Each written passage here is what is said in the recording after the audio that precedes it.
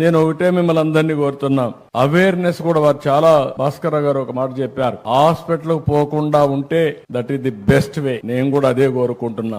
అది మీ చేతుల్లో ఉంది కానీ మన లైఫ్ స్టైల్స్ మనం మార్చుకోలేకపోతున్నాం. భవిష్యత్తులో నేను ఒకటే ఆలోచిస్తున్నాను, హెల్త్ కాస్ట్ తగ్గాలి. మా మంత్రి గారికి సత్యకుమార్ గారికి ఒకటే చెప్పాను నిన్న కూడా మీటింగ్ లో, ఆంధ్రప్రదేశ్ లో ఎలాంటి డిసీజెస్ వస్తున్నాయి, ఆయుష్మాన్ భారత్ లో మేము కూడా భాగస్వాములయ్యి ప్రతి ఒక్క ప్రైవేట్ హాస్పిటల్లో గానీ గవర్నమెంట్ హాస్పిటల్లో గానీ ట్రీట్మెంట్ చేసుకునే ప్రతి ఒక్కరిది రికార్డు తీసుకుని తద్వారా డిజిటల్ హెల్త్ కార్డ్స్ ఇష్యూ చేసి ఎవరైనా కిమ్స్ కు వస్తే మొత్తం రికార్డ్ అంతా హిస్టారికల్ రికార్డు ఉంటుంది, దానిపైన యాక్షన్ తీసుకునే పరిస్థితి వస్తుంది. నేను దానికంటే ఒక స్టెప్ ముందుకు పోయి రాష్ట్రంలో 90% డిసీజెస్ ఏమేమి వస్తున్నాయి, ఈ 90% డిసీజెస్ ని ప్రివెంట్ చేయగలిగితే ఏమేం చేయాలి? ఒకటి ప్రివెంటివ్ హెల్త్. ప్రివెంటివ్ హెల్త్ లో డైట్ విషయం చెప్పాడు, హ్యాబిట్స్ విషయం, ఎక్సర్సైజ్ లేకపోతే స్లీప్, దీనికంటే కూడా అలవాట్లు, ఇవన్నీ కూడా లైఫ్ స్టైల్స్ గాని కొద్దిగా మనం మార్చుకోగలిగితే చాలా వరకు హాస్పిటల్కి వచ్చే పరిస్థితే రాదు. నేను ఇంకా ఒక స్టేజ్ ముందుకు వెళ్తున్నా. మీరు తినే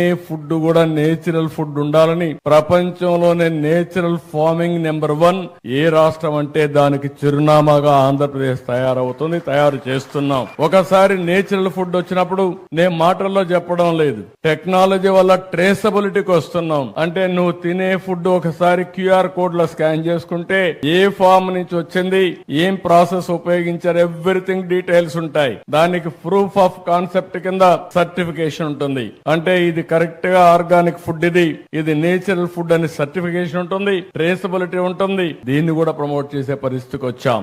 రెండోది, మనం వాడే పీల్చే గాలి, అందరం కూడా కలుషితమైన వాతావరణంలో బ్రతుకుతున్నాం. అందుకే ప్రధానమంత్రి గారు అన్నారు 500 గిగాబిట్ గ్రీన్ ఎనర్జీకి ముందుకు పోతున్నామని. అందులో 160 గిగాబిట్ అంటే 1/3 దేశంలో ప్రొడ్యూస్ చేసే గ్రీన్ ఎనర్జీ ఆంధ్రప్రదేశ్ లో ప్రొడ్యూస్ చేయబోతున్నామని చెప్పి కూడా నేను మీకు తెలియజేస్తున్నా.